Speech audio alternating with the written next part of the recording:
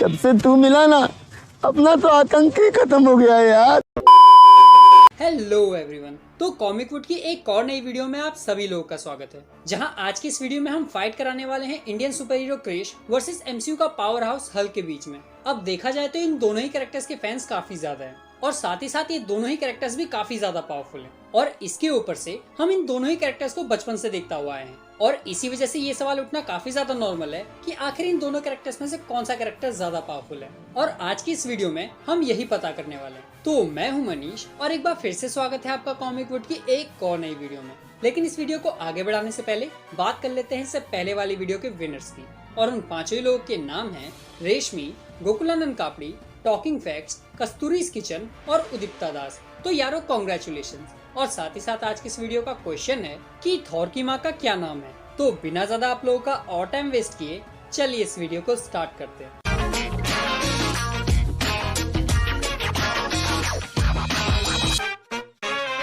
अब हल्क और क्रिश में से कौन ज्यादा पावरफुल है, ये जानने के लिए हमें सबसे पहले इन दोनों कैरेक्टर्स की पावर्स का कंपैरिजन करना पड़ेगा। हमारे मतलब आपको मत सिखा चल। तो चलिए एक एक करके इन दोनों ही कैरेक्टर्स की पावर्स की बात करते हैं और शुरुआत करते हैं हमारे इंडियन सुपर हीरो क्रिश से।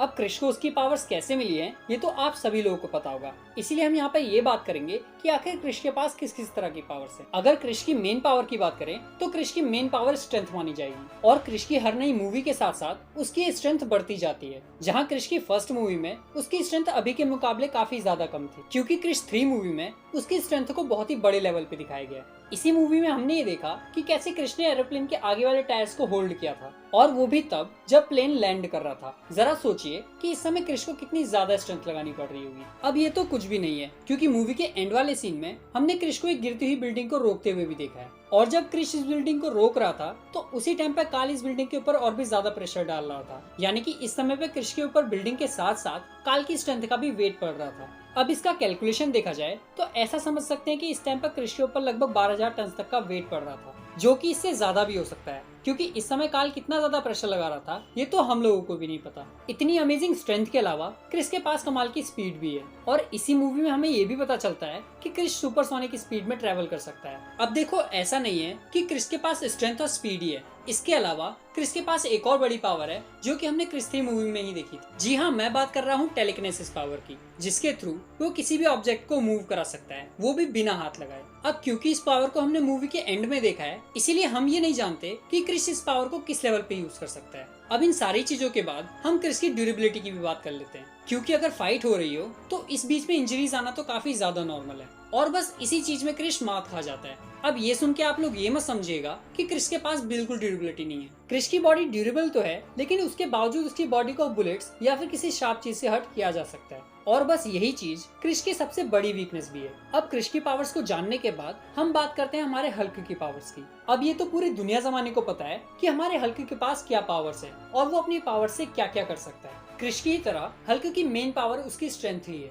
जहाँ इस स्ट्रेंथ से उसने एक लेविएथन को सिर्फ एक पंच से रोक दिया, और साथ ही साथ वो अबोमिनेशन, थॉर और फेनिरिस वुल्फ से टकरा गया, जहाँ इन सभी में से सिर्फ एक थॉर ही था जो कि उसके सामने टिक पाया। वो भी इस वजह से क्योंकि थॉर एक गॉड है। थॉर रैग्नारोक मूवी में हमें बताया गया था कि हल्क सकार प्लेनेट का चैंपियन कहा जाता था। अब आप खुद ही सोचिए कि चैंपियन बनने के लिए उसने कितने पावरफुल कैरेक्टर्स को पीटा होगा। अब अगर स्ट्रेंथ के बाद हम हल्क की स्पीड की बात करें तो हल्क की स्पीड भी काफी ज्यादा इंप्रेसिव है, जहाँ वो अपने पावरफुल लेग्स के थ्रू काफी ऊंची ऊंची छलांगे मार सकता है। लेकिन फिर भी ये स्पीड क्रिश की स्पीड से काफी कम है। लेकिन यहीं पर अगर हम हल्क की ड्यूरेबिलिटी की बात करें तो यहाँ पर हल्क की ड्यूरेबिलिटी काफी ज्यादा है, जहाँ उसकी स्किन काफी हार्ड तो है ही, पर इसके अलावा अपनी बॉडी को काफी जल्दी हील भी कर सकता है, और यही चीज हल्क को इस फाइट में काफी ज्यादा प्लस पॉइंट देने वाली है। तो अब जब हमने इन दोनों ही कैरेक्टर्स की पावर्स जान ली है, तो अब चलिए इन दोनों कैरेक्टर्स के बीच में फाइट करवाते हैं। अब इन दोनों ही कैरेक्टर्स की पावर्स को जानने के बाद इनमें से किसी एक विनर को चुन पाना काफी ज्यादा मुश्किल हो गया है, क्योंकि क्रिश की स्ट्रेंथ काफी ज्यादा अमेजिंग है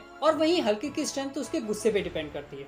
अब अगर इन दोनों ही कैरेक्टर्स के बीच फाइट ज्यादा देर तक चली तो हल्क का गुस्सा और भी ज्यादा बढ़ता जाएगा, और अगर उसका गुस्सा बढ़ा तो उसकी स्ट्रेंथ भी और बढ़ जाएगी। लेकिन इस मैच में क्रिश को उसकी स्पीड काफी ज्यादा फायदा पहुंचाने वाली है। अपनी स्पीड का यूज करके क्रिश हल्क के ऊपर काफी हैवी पंचेस हिट कर सकता है, जिससे उसको तकलीफ तो होगी, लेकिन क्योंकि उसकी बॉडी काफी ज्यादा ड्यूरेबल है, जिस वजह से वो इन पंचेस से काफी जल्दी हील कर जाएगा। लेकिन इसके बाद अगर क्रिश हल्क के हाथ लग गया तो हल्क उसकी वही हालत करेगा जो उसने लोकी की करी थी। अब क्योंकि क्रिश की ड्यूरेबिलिटी काफी कम है, इस वजह से उसको काफी ज्यादा हर्ट पहुंचेगा। और वहीं दूसरी तरफ हल्क क्रिश को तब तक मारता जाएगा जब तक क्रिश हार नहीं जाता, और इस मैच के एंड होते होते इस मैच को हमारा हल्क जीत जाएगा। यानी कि अगर कभी क्रिश और हल्क की फाइट हुई तो इस मैच को जीतने के ज्यादा चांसेस हमारे हल्क के होंगे। अब ये तो मेरा पर्सनल ओपिनियन था, लेकिन आप लोग को क्या लगता है कि आखिर इनमें से कौन विनर होगा? तो ये वीडियो अगर पसंद आई हो तो इस वीडियो को लाइक और शेयर करना बिल्कुल भी ना भूलें, और लगे हाथों अपने इस चैनल को सब्सक्राइब भी कर दें, और इस चैनल की कोई भी वीडियो आपसे मिस ना हो जाए